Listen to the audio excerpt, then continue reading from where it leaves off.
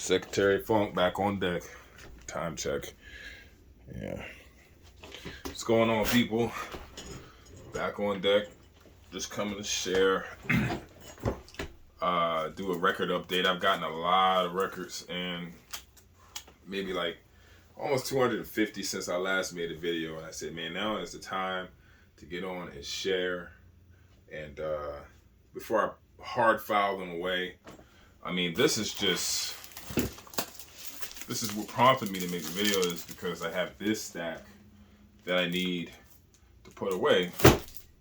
And so as you can see on top, I just actually got these tonight. Lafayette Afro Rock brand, Malik and Soul Makosa. Probably the two main ones that anybody would want to have out of them. But I have a lot of Lafayette Afro Rock band related LPs. I have all of the Ice LPs. I've shown those before. I have an original Bobby Boyd and Congress title, which is Lafayette Afro Rock band related. There's another one, something with Child in the label, escapes me right now. But everybody knows that sound, that signature sound, almost like a what is it called? Vocalator or whatever, similar to what Roger Troutman used to use, but it's similar but not the same. That's present on all of their recordings. I mean, of course, the crazy samples, especially off of Malik, that sample, what is it called on the song? I think it's called Dark Night. That was used in Rex and Effects. All I want to do is run my zoom, zoom, zoom, and the boom, boom. Yeah. Darkest Night. Darkest Light is the name of the song that sample came from. And then, of course, the Hihachi song on this one that's pretty famous as well. Yeah, man, kind of sort of grails for me. These are not first pressings. This is a later pressing, maybe like a third pressing, and then this is also like a third pressing. But it's interesting because there's like 17 different versions, different pressings of these. And you know, normally when you get up to that many pressings of one LP, mainly because, you know, they were popular and different countries issued ones, it starts not to matter really. All right, getting into, this was a local record store find, Red Onion Records here in the local area. This is Benny Bailey, arranged by Francie Boland. The LP Mirrors, and I'm not sure if I'm glaring y'all up, but LP Mirrors. This was a pleasant surprise. This sounds really good. Almost modal. Kind of reminds me of a Don Rendell type of LP, like a Dusk Fire or you know, the Quintet or Quartet, whatever, the Don Rendell LPs. Those just fabulous UK jazz LPs. Sounds like that. Benny Bailey, we know, played with everybody and their mom, and I really mean that. Any band leader in jazz that you can think of, Benny Bailey played for them. I mean, he branched out and did his own thing. I think probably one of the tragedies about him is he likes to stick with that bebop and bop type jazz. But the few times or several times where he's ventured out, whether it's been playing on somebody else's project or getting produced or arranged by somebody like a Francie Boland, right? It really turns out to be a great LP. And you know what made me pick this up, because I did not know it. I saw Zaib Shahab. I can never pronounce his name. Zaib Shahab or Shahab.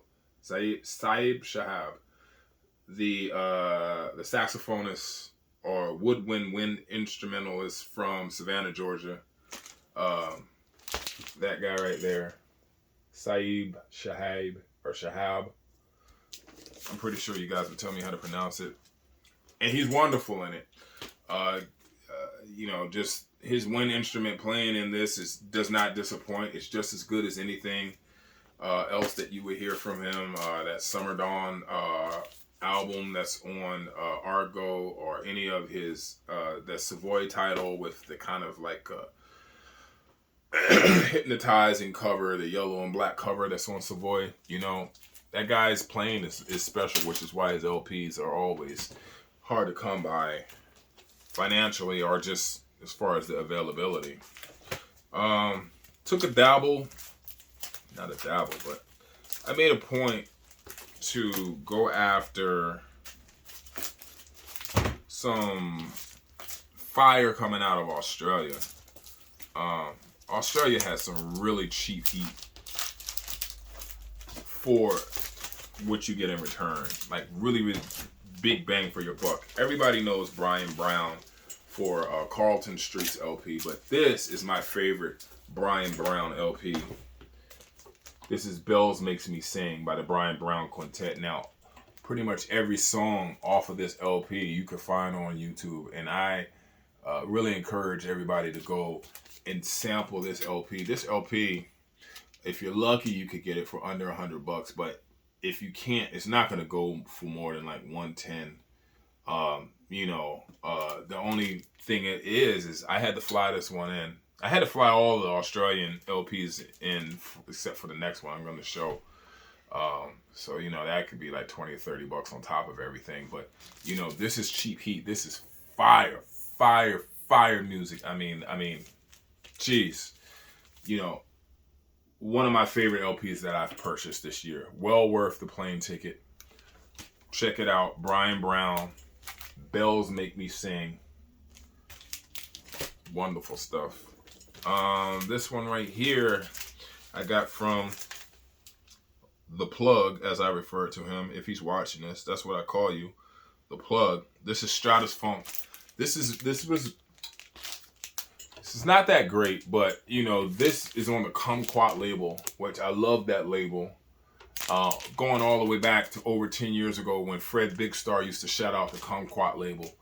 I always used to want stuff on that label. So this is my first Kumquat recording. It is going to be hard filed. I'm not going to get rid of it just because, you know, you got to fly, like I said, you got to fly these Australian LPs in, and you know, it's not cheap to fly LPs in. Here's another Australian one that I was excited to order. I ordered all at the same time with 3 other LPs, including that Brian Brown. But then when I got it, it's just not that great. Tony Ansel Orchestra, Just Arranging. I don't know what made me get this. I listened to it one time and I was like, oh man, that's dope. But now that I have it and I'm listening to it, it's just too disco leaning for me. Side 2 is a little bit better. It's not as disco leaning, but yeah, really not. Kind of regretting that one. This one is kind of in the big band form, but this is like considered in the funk jazz swim lane. This is another Australian LP. This is the Cole Nolan Soul Syndicate. Which is interesting about this LP is they do a cover of Luther Vandross's song. I want to say A Chair Is Not a Chair, but the name of the song is called A House Is Not a Home. Anybody, any soul people, probably Mr. Funk Cafe out there, he knows A House Is Not a Home by Luther Vandross. And, you know, that's a weird song to want to cover on your LP. And it's dangerous because that's a straight up soul ballad. And if you don't pull it off right, man, it could totally be crazy. Now, I'm not going to say they pull it off, but they don't mess it up.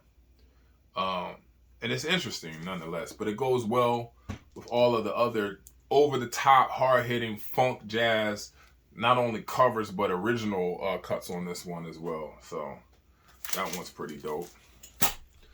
Found this also in a local store. What store did I find this in?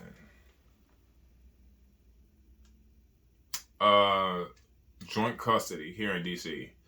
Yeah, I think that's where I found this. This is the Don Barros Don Barros presents the Tasman Connection. Now, Don Barrow is also a multi instrumentalist.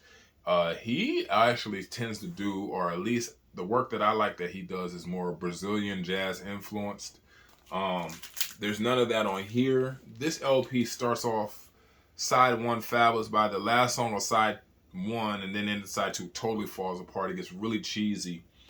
And that's kind of like the tragedy with a lot of these Australian LPs that I'm finding, is that the cringeworthy songs are so cringeworthy they almost make the LP not worth getting.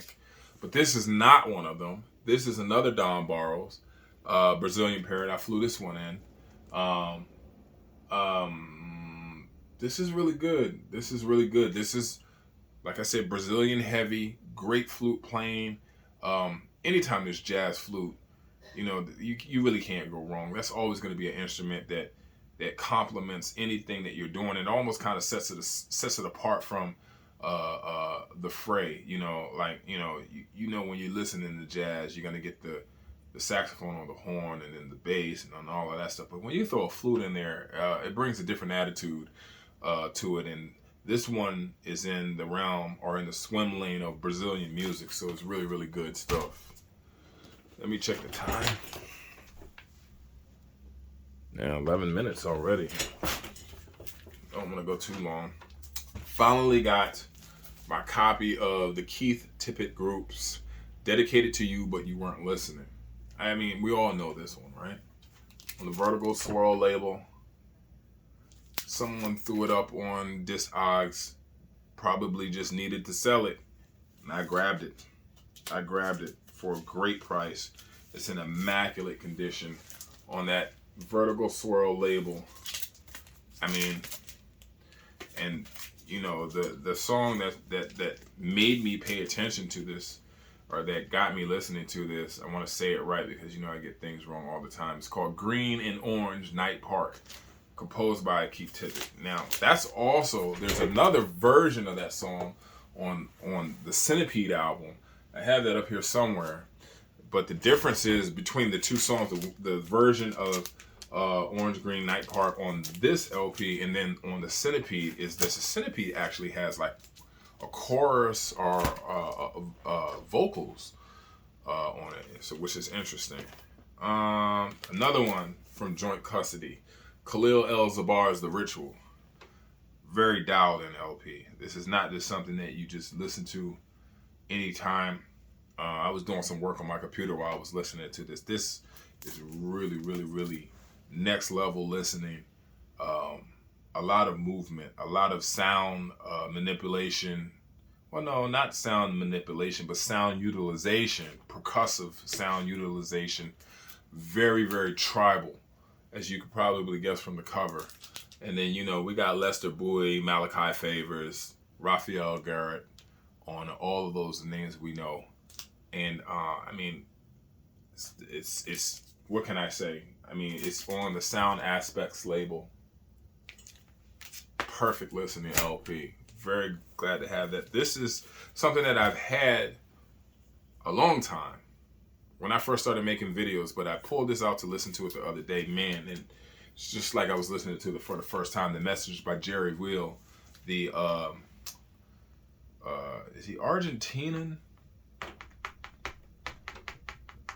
Venezuelan born pianist, but this LP is something different, out of this world, funky as hell.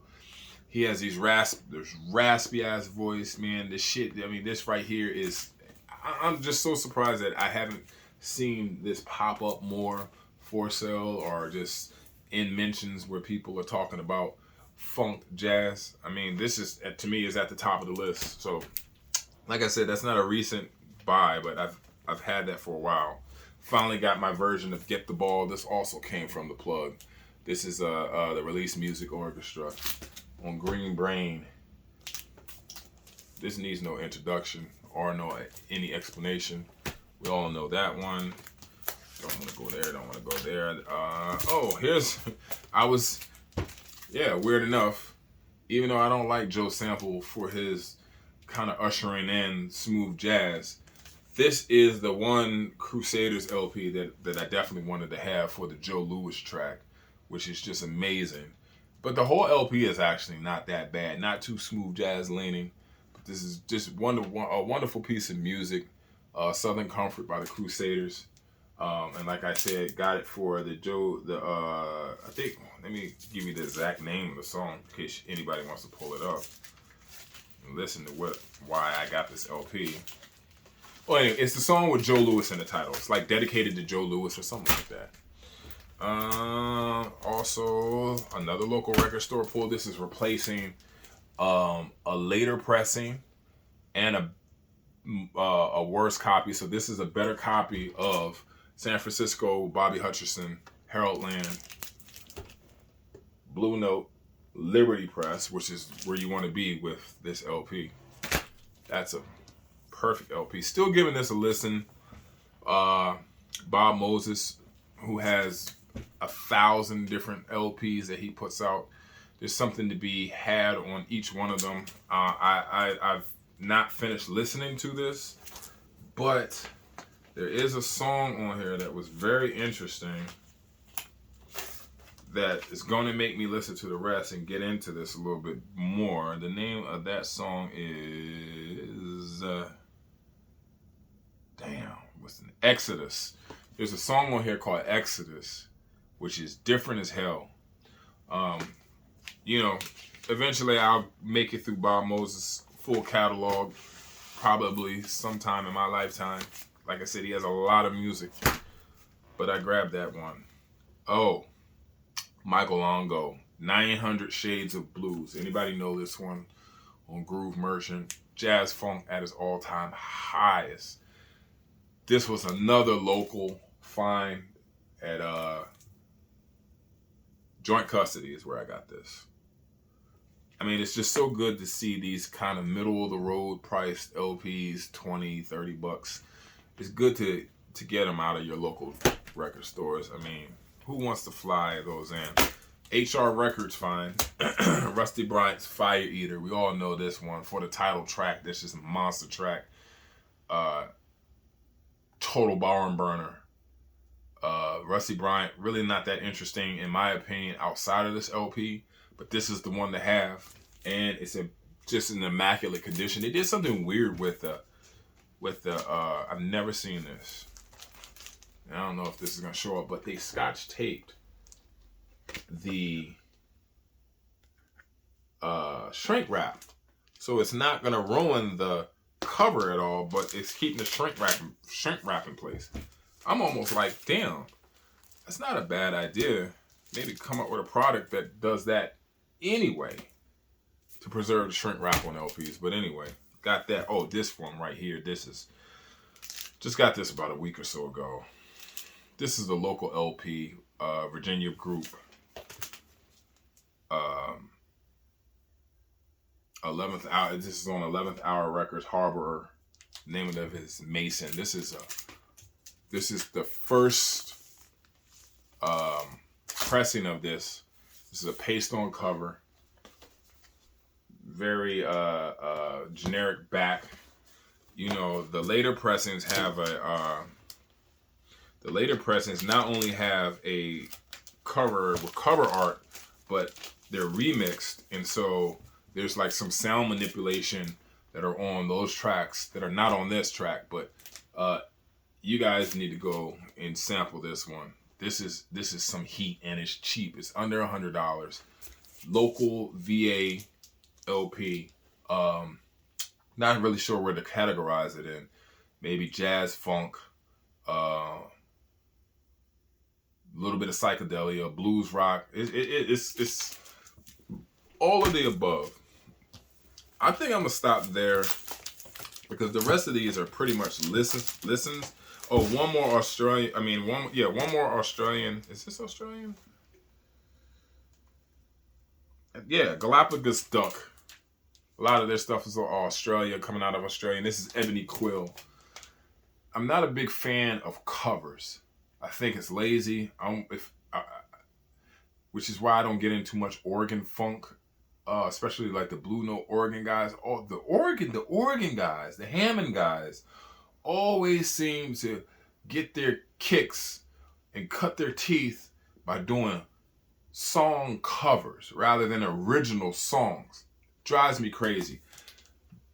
There's like 3 or 4 original cuts on this, which are amazing. Spiritual jazz, almost, right? But then the rest of them are kind of like covers, and they're pretty cheesy. But this LP is like $10, right? So that's a no-brainer. Anyway, I'll come back with some more of my new stuff. Like I said, that was just a small sample size of about just a little over 200 LPs that I've gotten since I last made a video. So, you know, we'll go through those. And yeah, peace out.